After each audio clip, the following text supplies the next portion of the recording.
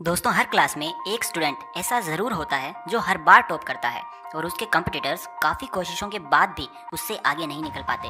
तो आखिर वो टॉपर ऐसा क्या करता है, क्या पढ़ता है जो उसे बाकी स्टूडेंट्स से बिल्कुल अलग बना देता है।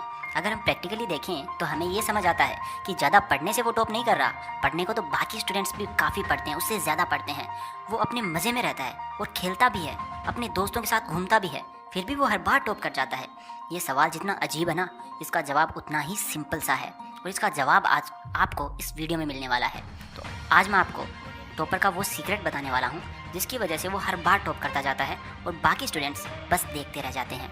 दोस्तों, ये सब बातें मैं अपने एक्सपीरियंस के बेस पे बता रहा हूँ बिकॉज ये सब मैंने खुद फेस किया है भाई, और मैं खुद एक टॉपर रह चुका हूँ। तो अगर आप मेरा एक्सपीरियंस जान लेते हैं और समझ लेते हैं तो फिर आपको एक क्लियर आइडिया हो जाएगा कि आखिर मुझे करना क्या है जिससे मैं भी अच्छा स्कोर कर पाऊँ और मुझे उतना पढ़ना भी ना पड़े। तो अगर आप एक टॉपर के सीक्रेट्स जानना चाहते हैं तो आज इस वीडियो को एंड तक पूरा देखना। मेरी हर वीडियो की तरह ये वीडियो भी आपके लिए बहुत स्पेशल होने वाली है।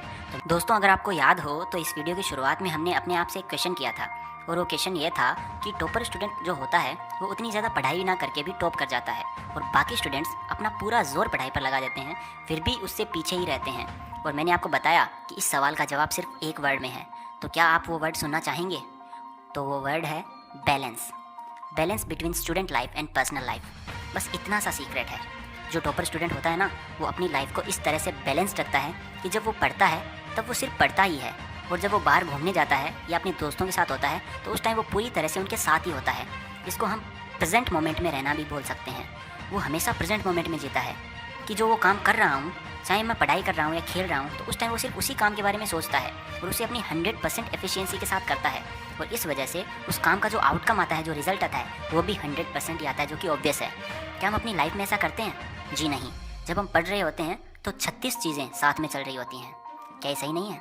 सही है। तो अब सवाल ये आता है कि हमें करना क्या है जिससे हम भी उस टॉपर की तरह बन पाएँ। आपको कुछ नहीं करना है, बस आप बहुत ज़्यादा कर रहे हो, यही आपकी सबसे बड़ी गलती है। आपको करना कुछ नहीं है, आपको बस प्रेजेंट मोमेंट में रहना है और एक टाइम पर सिर्फ एक काम करना है, और उस काम के सिवा आपके माइंड में दूसरी चीज़ आनी भी नहीं चाहिए, घूमनी भी नहीं चाहिए। आपका सिर्फ एक गोल होना चाहिए कि भाई अभी तो सिर्फ पढ़ना है, खेलने का और मोबाइल चलाने का टाइम अलग है। तो इस तरह से क्या होगा कि आपके माइंड में उस टाइम के लिए सिर्फ वही काम रहेगा।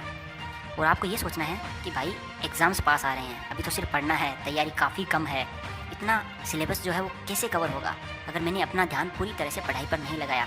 अपने आप को थोड़ा डराओ, क्योंकि डरना भी कई बार ज़रूरी होता है और हेल्पफुल भी। अपने आप से कहो कि भाई अगर इतने मार्क्स नहीं आए तो मेरा क्या होगा, क्या करूँगा, कहाँ जाऊँगा? तब आपको सामने से सिर्फ एक जवाब आएगा कि भाई तू पढ़ ले, अभी सिर्फ पढ़, जो होगा वो अच्छा ही होगा। फिर आपका ध्यान होगा आपकी पढ़ाई पर और जो भी होगा वो अच्छा ही होगा। और जब आप पढ़ोगे ना तो वो आप चाहकर भी नहीं भूल पाओगे। फिर आपके सामने कोई भी चैप्टर ला कर रख दो, आपको सब आसान लगने लगेगा। ये होती है पावर अपने आप को एक जगह टिकाने की। इस तरह से आप भी अपने आप को डायरेक्शन दे सकते हो और आपके लिए भी अच्छे मार्क्स स्कोर करना कोई बड़ी बात नहीं होगी। कई बार हम क्या करते हैं, अपने आप को किसी से काफ़ी छोटा समझने लगते हैं, जबकि रियलिटी ये है कि आप उससे ना तो कम हो और ना ही वो आपसे कम है, और ना ही आप उससे ज़्यादा हो और ना ही वो आपसे ज़्यादा है। फ़र्क बस इतना है कि उसने अपनी रियल पावर्स को पहचान लिया है और आप अभी अंधेरे में हो। तो भाई अब इस अंधेरे से बाहर निकलने का टाइम आ गया है। अब चारों तरफ रोशनी कर दो, क्योंकि पढ़ाई तो भैया रोशनी में ही होगी।